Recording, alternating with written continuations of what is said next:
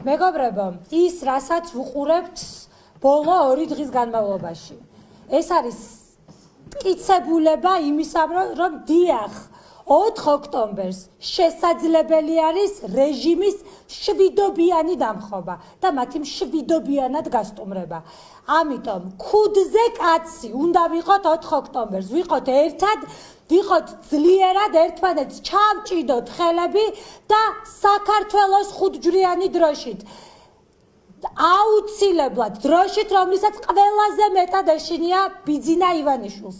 ჩვენ დავდგეთ ერთად და გავაფორმოთ ჩემი, ჩვენი, თქვენი და რაც თავარია საქართველოს გამარჯვება. გელოდებით ყველას.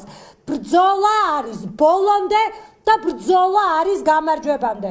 არ შეგეშინდეთ, უკან არ დაიხიოთ, მე მჯერა თქვენ, მე მჯერა ქართველი ხალხის, მე მჯერა იმის, რომ არ შეგვეშინდება, არ დავიხებთ უკან, ვიქნებით ბოლომდე გამარჯვებისკენ, წინ გამარჯვებისკენ და გელოდებით ყველას 4 ოქტომბერს.